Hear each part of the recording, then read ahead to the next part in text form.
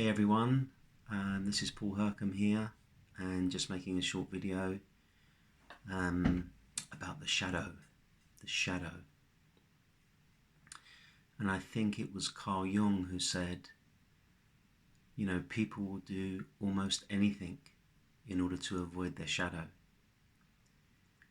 and that people don't become enlightened by imagining figures of light, but they become enlightened by fully embracing their shadow. I think it was Carl Jung who said that. Anyway, whoever said it, it's good. I like it. Yeah, so embracing our shadow. I mean, many of us, when we come to spirituality, we're often coming to get in touch with something greater than ourselves, something more powerful than ourselves, more powerful than our conditioning. And I think one of the great paradoxes of spirituality is that as we come in contact with the spiritual heart, as we begin to awaken to our divine essence, what that also does is that brings everything else up to the light of consciousness as well. So it's not just some kind of divine tea party, but actually authentic spirituality is very real. It's not at all kind of flimsy or floaty or a walk in the park. It's something that's very demanding and requires a lot of us. And it also requires that we own our stuff, that we really own where we've got repressed material, which somehow we are, for whatever reason, maybe we can't even access it, but we know that there's stuff inside us which is coming out sideways, or it's affecting our life in certain ways. And often, meditation, yoga, self-inquiry, all those kinds of things, they're helpful in deepening to ourself.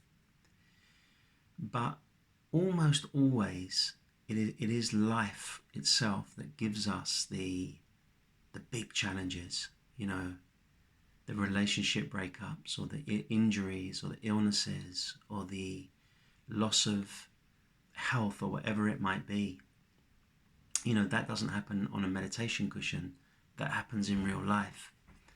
And often, that is where often we're being asked to face and open to parts of ourselves which hitherto were unreachable or unconscious, or we were simply not able to face them.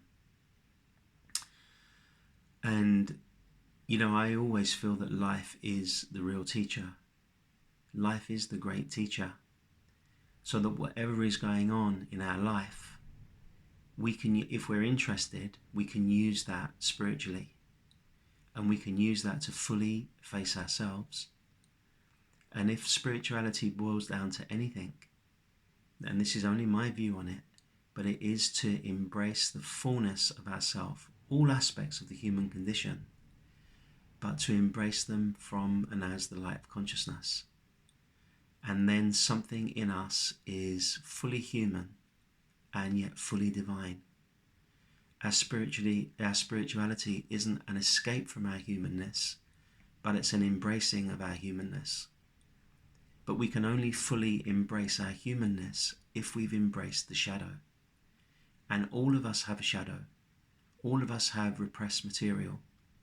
All of us have parts of ourselves which we've had to tuck away and deny and suppress and abandon and cover up. And when these things get re-triggered in us, it is often then that we have the potential for the greatest spiritual growth.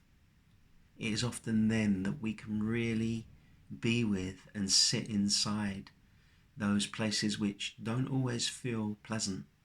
They don't always feel nice. But actually inside them, as we open to them, then it can actually become an awakening in and of itself.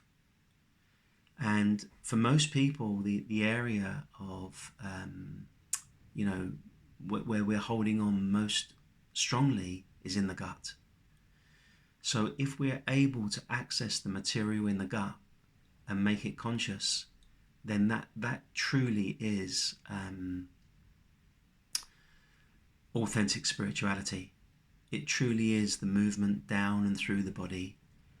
You know, Buddhists, they have this expression. They say, you know, when you reach the top of the mountain, i.e. when you reach the self, don't forget to come back down the other side.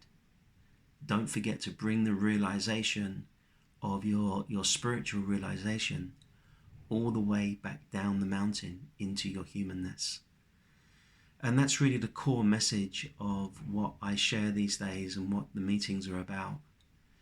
And that's what I'm sharing today. That's what I'm encouraging today, both in myself and anybody who is listening. Yeah, that's it. God bless. Lots of love, everyone.